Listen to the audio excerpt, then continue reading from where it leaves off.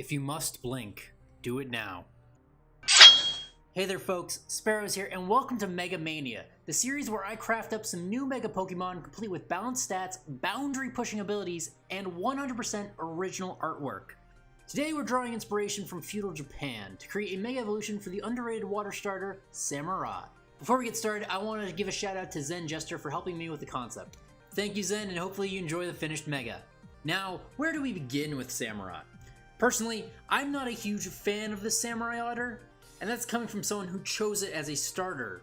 Oshawott, super cute, Dua is the epitome of cool, and Samurott just kind of misses the mark. It has reverse Incineroar-Delphox syndrome and becomes quadrupedal for seemingly no logical reason. Yet still it somehow uses dual blades? And then there's the issue of its helmet. Let me tell you right now, boys and girls, screw this helmet. It's clunky, awkward, and makes designing a Mega Evolution a pain. Usually I try to incorporate elements like this into the final product, but no, just no. This helmet belongs in the Garbodor heap. And that's just the tip of the iceberg of things to complain about for Samurott.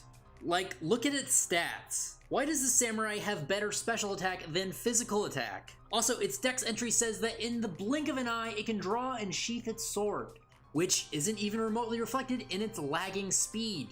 The character designer must have only communicated to the game balance engineers and caveman grunts, because the mechanics don't remotely line up with the idea of what Samurott's supposed to be, except for the fact that it has a dumbass Megahorn helmet. Then there's the issue of typing. Samurott is one of a million pure water types, when it could easily be a fighting type. And I know Emboar's a thing, but Emboar's got problems of his own. Maybe I'll talk about it in another video, but we're focusing on Samurott here, and Samurott is almost more of a fighting type than Keldeo. So with all those grievances in mind, I took to the drawing board to create a Mega Evolution that puts Samurott more in line with what you'd expect.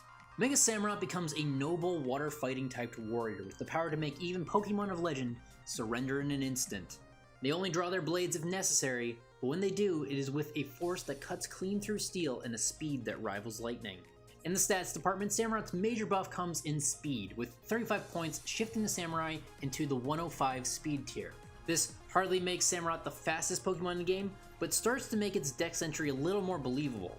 And if that isn't fast enough for you, then just wait and see Rott's new ability. But before I get sidetracked, Samurott also develops improved defenses with its new armor plating.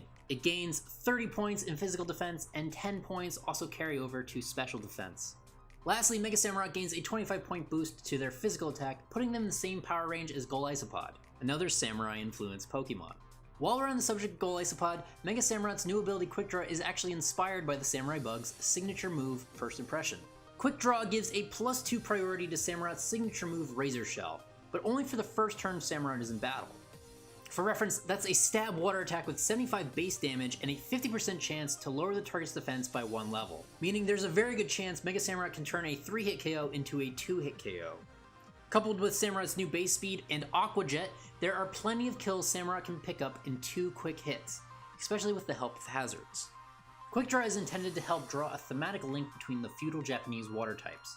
This way, Samurott, Golisopod, and Greninja all have signature styles laying in a priority strike, and the trio could even make a great team for a water-type gym leader. In the moveset department, Samurott gets Sacred Sword to take advantage of its new fighting type, and to finally grant it the Master Swordsman status it deserves. I also played around with adding First Impression, partially to draw a closer link between Samurott and Golisopod, but mainly because I want to phase out that disgusting Megahorn. Ultimately, I decided it was too much priority coverage and it caps up Megarott's fighting weaknesses far too easily, but seeing how this is all theoretical anyways, I thought I'd mention it to see what you guys think. So let me know in the comments if you'd like to see First Impression on this bad boy. I'm also curious to see what you think about this Quick Draw ability. Initially, Quick Draw was going to work very similar to pre-nerf Gale Wings, but that felt all kinds of busted. And after working on this Mega, I'm starting to wonder if the first turn priority boost would have been a better balancing decision for Talonflame. Now I want to share 2 potential shiny variations for Mega Samurott, but first do me a solid and like and share this video, because your support helps keep this series running and allows me to innovate all sorts of crazy ideas. Anyways, let's get shiny! This first shiny uses Samurott's standard shiny color palette, and gives our Samurai hot coral armor. While I love the color pink, I feel like a pink Samurai really wouldn't cut it for shiny enthusiasts, so I went ahead and drafted up this white armored Samurott to play off the idea of a noble and just warrior. Anyways, that's all for this Mega Mania, but be sure to keep an eye out for our next Mega, Frostlass. Most fan Frostlass Megas go the Ice Queen route, but I have something a little more sinister planned. Until then, my name is Sparrows. Take care.